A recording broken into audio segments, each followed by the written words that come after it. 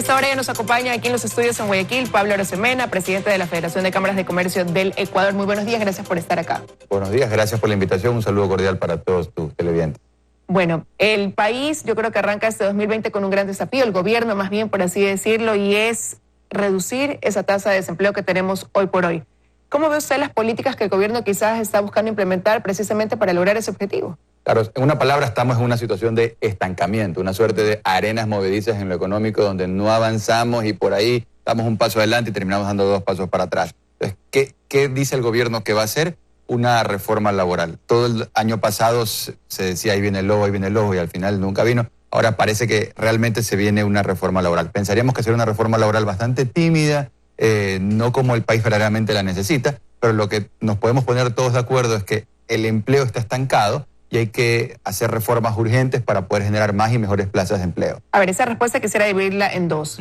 ¿Qué es lo que el país necesita desde su punto de vista en ese sentido que se incluya dentro de la reforma laboral? Mira, de acuerdo al Foro Económico Mundial, el diagnóstico del problema del empleo en el Ecuador es la rigidez laboral. O sea, esa es la enfermedad de la cual padecemos de acuerdo al Foro Económico Mundial. Ecuador es el 5º país del mundo más rígido en términos de contratación. ¿Qué significa eso? Que es muy difícil contratar. Y eso significa que si eres un emprendedor, una pyme, una empresa, se te hace difícil contratar, y si eres una persona que está buscando empleo, se te hace difícil conseguir empleo. Entonces, ese es el diagnóstico. Pasemos del diagnóstico a la propuesta. ¿Cómo hacemos que sea más fácil contratar? Y esto hay que hacerlo tanto para las empresas que actualmente existen como para nuevas empresas, porque para poder generar más y mejores plazas de empleo, no solamente va a alcanzar con las empresas que hoy existen, necesitamos también que se creen más empresas.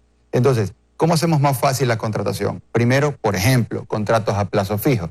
En el Ecuador esto ya existió antes. En los últimos años, los únicos países del mundo que se han salido de los contratos a plazo fijo son Ecuador, nuestro país de Sudamérica, y Zambia en el África. O sea, estamos haciendo cosas que hacen países africanos. Cuando los países desarrollados tienen contratos a plazo fijo, mínimos de 1 año, máximos de 3 años, pero esa es la estabilidad laboral normal que existe en el primer mundo. Luego, tiempos de prueba más amplios. Una persona en 3 meses, 90 días no es tiempo suficiente para que las dos partes se conozcan. Cualquiera puede ponerse el disfraz, pongámoslo de esa manera. Pensamos que 180 días, tiempos más amplios de prueba, va a dar mayor certidumbre tanto al trabajador como al empleador para poder desarrollar una relación. Pero esa no es una medida que favorece más al empleador que aquella persona que tiene esa expectativa de quedarse fija en su trabajo y que sabe que está sometido a una prueba mucho más larga y que pese a haber estado 6 meses, a lo mejor y no 3, al final del camino le digan, no, bueno, muchas gracias. Yo te diría 2 cosas. Primero, favorece a la persona que nos está viendo hoy, que es parte de la mayoría, que quiere tener un trabajo formal y no lo tiene. Digamos, el que está, como en la analogía futbolística, el que está en la banca, que está listo para entrar en la cancha. A esas personas al que más lo favorece que existe un mercado laboral dinámico, lo primero. Y lo segundo, también cómo son las cosas, porque en el Ecuador se degeneraron los temas y se convirtió en una suerte de deporte nacional estar 90 días y luego partes y partes sacar garras y decir, ahora sí, pues ya tengo una estabilidad, entonces ahora voy a hacer distintas las cosas de lo que lo estaba haciendo. Por eso es importante, nos parece que es muy importante que ambas partes se conozcan y tengan esa facilidad para poder conocerse y desempeñarse. Recordemos que toda empresa lo que quiere es crecer, y para poder crecer necesitas contratar, y nadie contrata para descontratar, para desvincular. Si tú contratas a una persona, tú inviertes tiempo y recursos para el florecimiento profesional de esa persona. Entonces es importante dar estas certidumbres. Entonces te mencionaba, contratos a plazo fijo, tiempos de prueba más amplios. Otra reforma que es algo que en cualquier parte del mundo lo puedes encontrar, son los contratos por hora, salvaguardando todos los beneficios sociales. Entonces, quiero ser muy claro. Eres un emprendedor y quieres contratar a alguien porque necesitas 15 horas a la semana para complementar un trabajo en la empresa. De pronto hay un ama de casa, un joven, un adulto mayor que quiere trabajar esas 15 horas a la semana. Al día de hoy no lo puede hacer, legalmente estamos hablando. Entonces, la propuesta es que se pueda trabajar por horas, salvaguardando todos los beneficios de ley, habidos y por haber. Esas 3 propuestas de las que hemos hablado ahora, ninguna implicaría entonces una regresión de derechos, que es lo que preocupa también a cierto sector, ¿no? Así es. Lo que preocupa, y con justa razón, es pasar, digamos, de un extremo al otro. Entonces, no, de eso no se trata. Se trata de encontrar un justo medio y que, salvaguardando todos los derechos laborales, podamos hacer que sea verdaderamente más fácil contratar.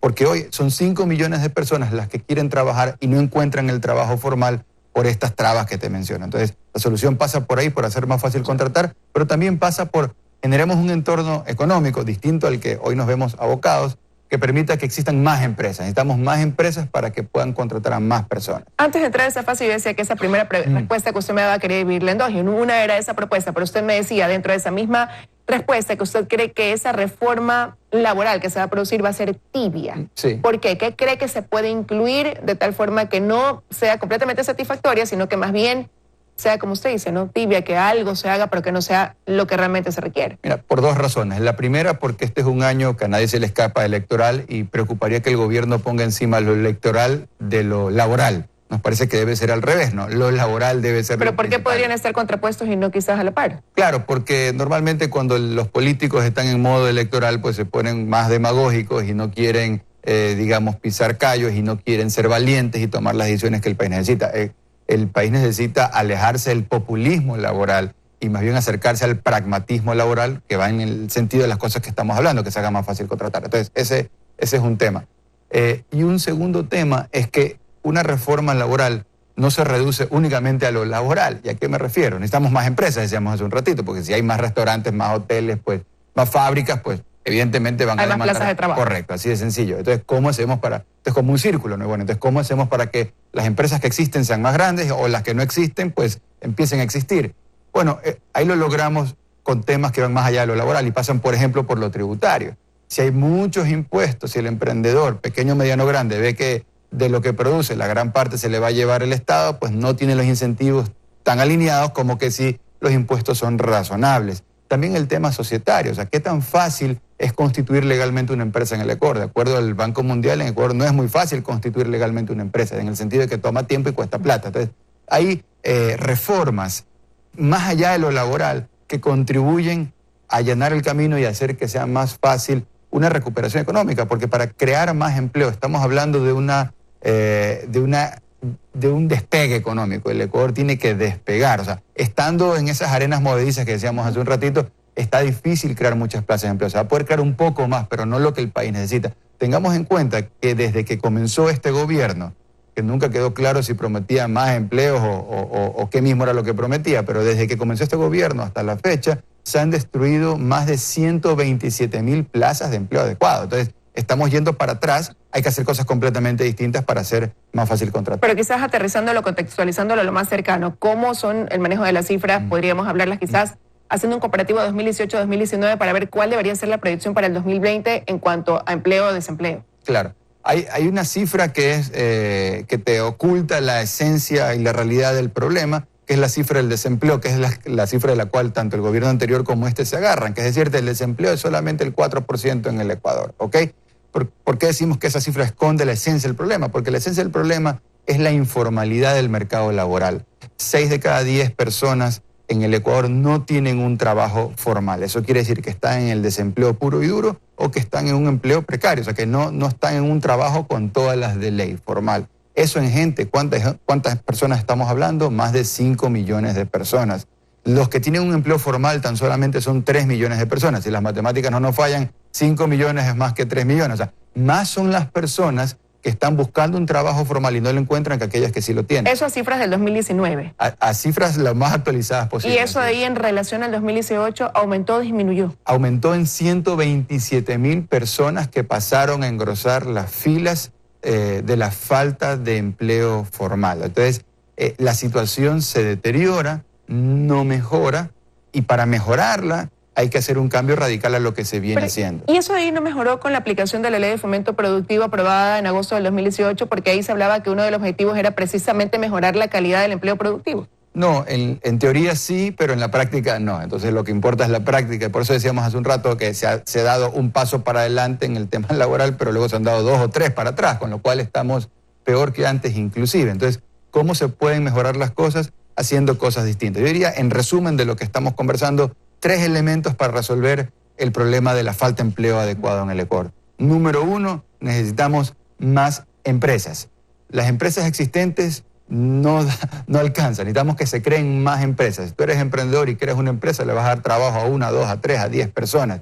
Un emprendimiento mediano puede dar trabajo a más. Necesitamos más empresas, número 1. Número 2, necesitamos que las empresas que ya existen contraten más gente, lo cual se logra cuando el emprendedor, dueño de una empresa que ya existe, reinvierte o toma deuda para hacer crecer su empresa. Y número 3, tanto para las empresas que ya existen como para las nuevas que deben de existir, hay que hacer para todas ellas que sea más fácil contratar. Para que la persona que nos está escuchando aquí dice, oye, yo estoy buscando empleo hace 6 meses y no encuentro, para que sea más rápido, para que sea más dinámico el mercado laboral. Y como decíamos en la analogía futbolística, quien está en la banca de suplentes pueda saltar rápido a la cancha, hay que hacer que sea más fácil contratar. Ahora, yo le preguntaba esto en relación a la ley de fomento productivo también, porque este martes va a ser analizado en la Asamblea un informe que prepara una subcomisión sobre precisamente si cumplió o no los objetivos esta ley de fomento productivo, a propósito de que ellos consideran de que ha habido incumplimiento.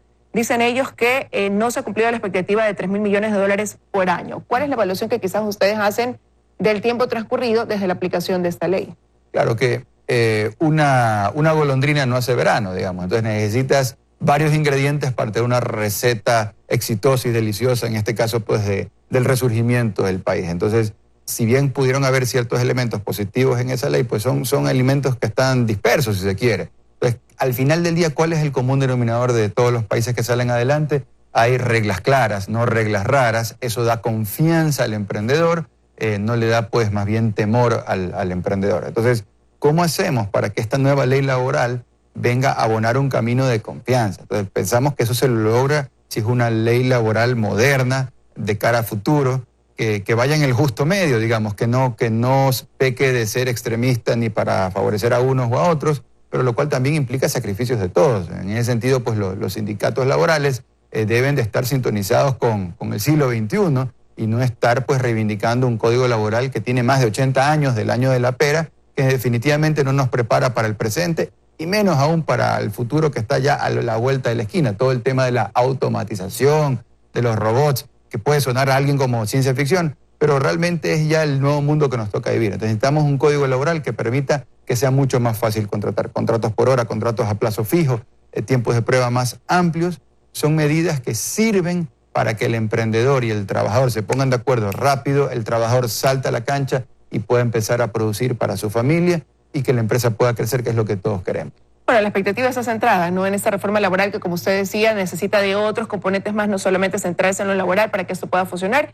El gobierno tiene ese compromiso y han dicho que se lo tratará lo antes posible. Quiero agradecerle su presencia esta mañana aquí, Pablo, en los desayunos de 24 horas. Muy bien, muchas gracias. Gracias a usted. Con esto de aquí nos vamos a una pausa. Regresar estará Vicente Albornoz y su segmento Economía para Todos, pero yo aquí me despido de